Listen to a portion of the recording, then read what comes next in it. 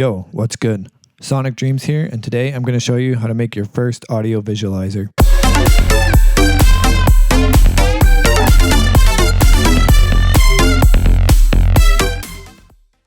Okay, let's dive straight on in. So the first thing you're going to want to do is get two pieces of software. The first one's going to be Blender, and the second one is going to be an extension for Blender. So you're going to want to open up your browser. I got links to these in the video description below. The first one is Blender, completely free. Download it, install it. And then the second one is an extension for Blender. This is also a link in my description. You're going to want to click download as a zip and then extract it. And we'll get to that later. For now, just have it downloaded on your computer. Okay, now that you have Blender downloaded and installed, you're going to want to double click on it, open her up. Just a heads up for this tutorial, I'm going to treat this as if you're into music, you want to make a music visualizer for your project. You probably have used a lot of Blender or maybe even 3D applications for that matter. So I'm just going to take it slowly, explain everything so it's crystal clear. First thing you want to do is click out of the splash screen. This is the basic view of Blender here. And we're just going to want to set up here for our visualizer.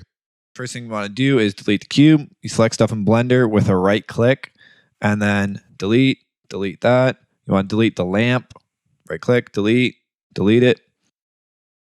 We want to go into side view by pressing 1 and then an orthographic view by pressing 5. All right, now we're in a side orthographic view. Awesome.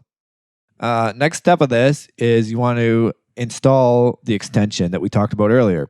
So you're going to go File, User Preferences. Open this up. It's already on add-ons on mine, not showing yours. You can click through these tabs, add-ons, and then you're going to have Install from File.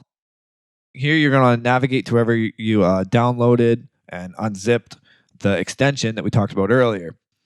For me, it's in Downloads, and then right here we have the GX Audio Visualizer master file. Navigate into it. And then you want to double click on the gxav.py file. .py. That's the extension for Blender. Click install from file. I already have it, so we're going to just ignore that. So double click on it and it'll be installed. And then when it shows up, you simply, here, I'll just find where mine is. You're going to want to check it and then it'll be enabled and then save user settings. All right, close out of that. And you're good to go. The next step of this is you're going to go to the right-hand side on Blender. This is the panel where pretty much everything is done. And go to the third Scene tab. Scrolling down at the bottom, we have our extension installed, GX Audio Visualization. And then you click Create Visualizer Base. All right, it's created. This is where we're going to make our audio visualizer. Scroll down. Now we have a whole bunch of settings available to work with. The first one here, I'll show you a quick look of the finished product. What the difference is, there's array, which is the little stacked cubes you see, and then object scaling, which I have nothing loaded up, so you can't see it scaled, but it's basically a smooth version that just grows and shrinks. Hopefully on screen here, I got two examples up for you of what that's going to look like. We're going to go with object scaling today. And scrolling down through, driver power is good. And then here's where you bake the audio that's going to drive the animation of your visualizer. I usually just do the right channel, drop my stereo channel in there. Looks great, so don't worry about it. If you want to do both, if you have some sort of stereo thing going on, you can do that. Or just select one, right? If it's set on the right, you drop it in the right one. You're going to click here, open it up. And then you're going to want to navigate to wherever your music is stored. So mine's here. We're going to drop that in there. And then once you have that all done, there's one more step here. You're going to want to put the start frame to frame 1 instead of frame 100. We're just going to start right at the beginning. And then we click Bake Animation Data. Takes a second here. It's going through your song, analyzing it per frequency and creating some animation data for you, all in the behind the scenes. Now we can click play and see if it's worked. Yes, we have a working visualizer here. Object scaling mode is enabled. It's looking great. We're just going to stop that. bring the scroll back to the start. And at this point, I usually like to just bring in my audio so I can hear what it's going to sound like with the visualizer, make sure everything's working. So to do that, we're going to go to the left side here. This selects what you're seeing in the active window. Bring it up, and you're going to select Video Sequence Editor. All right, here's the Video Sequence Editor. There's a little play bar. If it happens to not be on 1, you really want it on 1 here. You can just type in 1 down here at the bottom. This is wherever the current frame that you're on. So just type in 1, make sure it's on 1, and then you go Add Sound, and then you're going to navigate to your sound again just so you can hear it against the visualizer. Here we are, dropping it in. You can scroll out to see the whole length of the clip. Now you may notice that there's this black line here. That's the end of how many frames you have loaded up right now for Blender. And if you're animating something or exporting it, it's going to stop there. So you actually need to go down here, go to end, number of frames. It's at 250. Just drag it out till it's the whole length of your song. That should be good. And then we're just going to go back to the 3D view. So go back to the scene selection and right at the bottom, 3D viewport. Click that. All right, you can scroll here so you can see the whole length of it. And now let's play it with audio.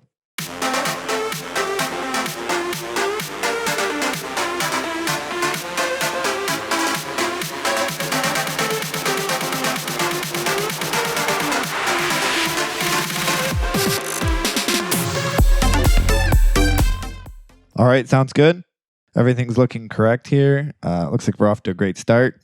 The next part of this is going to be setting up the camera in the right spot to capture this. Right now, the camera is way up on the sky. If you right-click on it, looking at a weird angle. You can press 0 to see where the camera's looking. That's where it's looking. And then to put the camera where you want to look right now, you're going to snap the camera to this viewport. You go Control, Alt, and 0. Now it jumps straight to that location, looking head-on. Right-click on the camera to select it. As you can see, it's not really centered, and so we want to get it centered.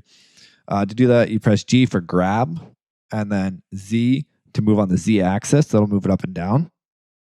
All right, we'll just pretty much center it, and then G to grab again. X axis, center it this way. Yep, looking good. And let's just scrub through the animation. Now, you may notice there's a problem pretty much right away, and that's that there are certain parts of the song where certain bars exceed the yellow frame of the camera. So, aka, they're not going to be rendered. They're going to be cut off. And clearly not what we want. To deal with this, you can adjust the Z axis, grab Z, move the mouse again.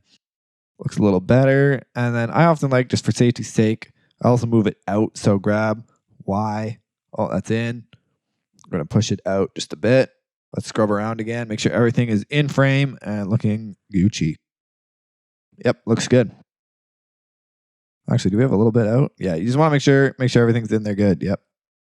So grab Z, move her up again. Sweet. Okay, moving on to the next section here.